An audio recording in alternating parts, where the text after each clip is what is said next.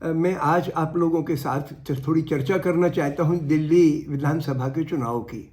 ये चुनाव इसलिए महत्वपूर्ण है क्योंकि जिस तरीके से हरियाणा का और महाराष्ट्र का देश की राजनीति पे असर पड़ा, वैसे ही असर दिल्ली के चुनाव का पड़ने वाला है।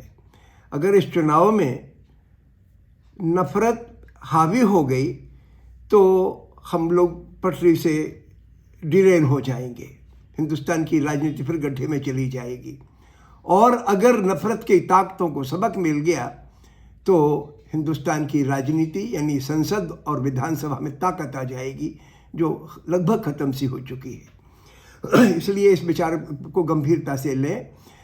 इसमें 2-3 बातें बड़ी महत्वपूर्ण हैं। पहली बात तो कि देश की राजनीति नफरत या ध्रुवीकरण पर टिकी है और इसका ओरिएंटेशन चुनिंदा कॉरपोरेट की मदद पहुंचाने की तरफ है।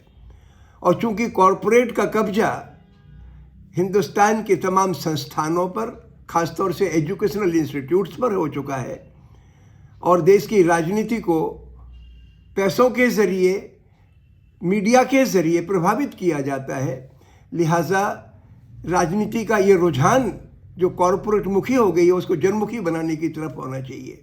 इस लिहाज से 2 चीज़ें मैं सोचता हूँ इलेक्शन में दिमाग में रखने की हैं। पहला सवाल शिक्षा का है। शिक्षा के 2 सवाल हैं।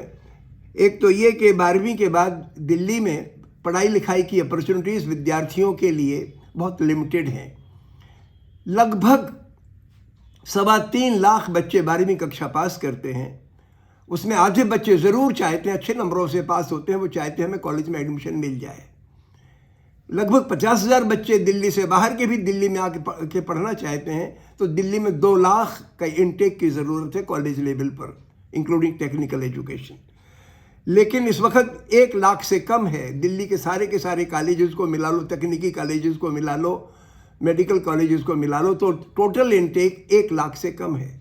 लिहाजा दिल्ली में अगले 5 साल में 20% पर ईयर के हिसाब से सीटें दुगनी होनी चाहिए।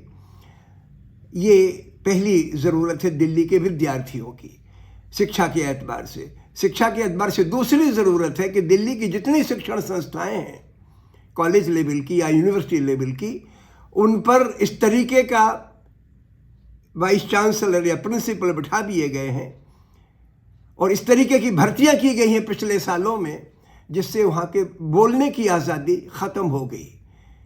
जो सिस्टम होता था फेयर सिलेक्शन का, वो प्रोसेस बुलडोज कर दिया गया। लिहाजा जितने कैंपसेस हैं वो मिलिट्री की छावनी जैसे मालूम पड़ते हैं। इतने सिक्योरिटी गार्ड हैं कि आप खुल के बात करना चाहें तो बात नहीं कर सकते। ये दुनिया के किसी मुल्क में नहीं होगा, खासतौर से जो प्रगतिशील देश हैं, यानी जिनकी तरक्की कर चुके हैं, पर डेवलप्ड कंट्रीज हैं, उनमें ऐसा तो ख़ास तौर से नहीं है। ये मैंने कई मुल्कों में देखा। तो पहला बात यह है कि हमारे यहाँ का शिक्षा का ये ढांचा जो डिक्टेटोरियल और सेक्टेरियन बना दिया गया है वो आज़ाद हो, खुले सोच को आज़ादी हो। दूसरा मसला है दिल्ली में सुरक्षा का सवाल। सुरक्षा का गंभीर सवाल है। दिल्ली में 4-5 साल पहले दंगा हुआ। उस दंगे में करीब 55 लोग मारे गए, 10 हिंदू और 45 मुसलमान, और सैकड़ों लोग उसमें ज़ख्मी हुए, बुरी तरह से घायल हुए, घर जले, बर्बादी हुई।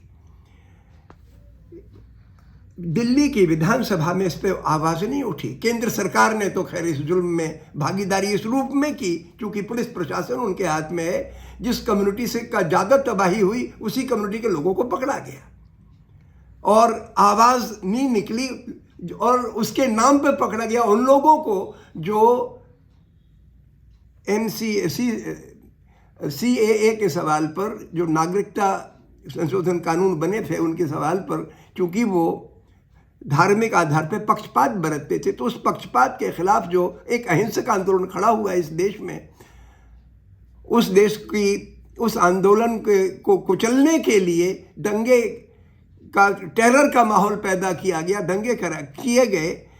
अब इतना तो मैं नहीं साबित कर सकता कि उसमें सरकार की भागीदारी कितनी थी, लेकिन सरकार के नेताओं ने इसमें घी में आग में घी डालने का काम किया और कार्रवाई उनके खिलाफ कुछ हुई नहीं। तो केंद्र सरकार इसमें खामोश रही दंगों को रोकने में, और दंगों के बाद में बेकसूरों के ऊपर कार्रवाई करने में वो बल्कि एक्टिव रही। और दिल्ली की विधानसभा इस मामले में खामोश रही, तो ये उसकी कमज़ोरी है। हम इस तरीके की विधानसभा लाएं, ऐसे विधायकों को लाएं जो बगैर धार्मिक या जातीय भेदभाव किए सबकी सुरक्षा का ख्याल करें। नॉर्थ ईस्ट दिल्ली का इलाका मजदूरों का इलाका है, ज़्यादातर वहाँ पे मजदूर तबके के, कारीगर तबके के लोग रहते हैं, सरकारी नौकरी वाले तो बहुत कम है उस इलाके में। उस इलाके को हरगिज़ पोलराइज करने वाली, आतंकित करने वाली ताकतों के हाथ में न ठेला जाए, इसका ख्याल रखा जाए। तीसरा मसला दिल्ली में छोटे कारोबारियों का है। बड़े कारोबारी तो हर पूरे मुल्क में जो खरबपति हैं वो तो और खरबपति बन रहे हैं, लेकिन दिल्ली ने झेला है सबसे बुरा असर कोरोना के लॉकडाउन का। और ये चुनाव पहला चुनाव इस लॉकडाउन में। आप गौर करें कि जिन कार्यकर्ताओं ने आपकी उसमें मदद की उनको तो आप आगे बढ़ाएं, लेकिन जिन लोगों ने आपकी अनदेखी की पावरफुल पोजीशंस में होते हुए, उनको आप सर पे ना बिठाएं, इसका ख्याल करें। और ज़रूरत इस बात की है कि दिल्ली के खोमचे वाले हैं, दिल्ली के रिक्शा चलाने वाले हैं, दिल्ली के रेहड़ी चलाने वाले हैं, यानी तमाम छोटे तबकों के लोग, और ख़ासतौर से जो झुग्गियों में रहने वाले लोग हैं, उनके कारोबारों पे आपको प्रायोरिटी से उनको आगे रखना है। इसलिए इस बात को दिमाग में रखा जाए। दिल्ली की कई बस्तियां, झुग्गी बस्तियां अभी रेगुलराइज नहीं हुई हैं, बल्कि पर्यावरण के नाम पर उनको नोटिस थमा दिए गए कि आपको उखाड़ा जाएगा। मैं समझता हूं कि दिल्ली की सरकार को इस पुनर्वास के काम पर बल्कि रेगुलराइज करने की ज़रूरत है उन झुग्गियों को जो कई सालों से चल रही हैं, और पर्यावरण को किस तरीके से संरक्षित रखा जाए, इसके लिए कोई एडवांस्ड तरीके से सोचा जाए। लोगों को उखाड़ के नहीं, उजाड़ के नहीं, इस तरीके से बुनियादी सवालों पे फोकस करें और हिंदू मुसलमान बन के वोट ना करें, इंसान बन के वोट करें। जब ये होगा तो दिल्ली की राजनीति, देश की राजनीति को दिशा देगी। यही मेरे आप लोगों से एक निवेदन है कि इसको गंभीरता से चुनाव को लें, तो इस मुल्क की तस्वीर बदलेगी। बहुत बहुत शुक्रिया।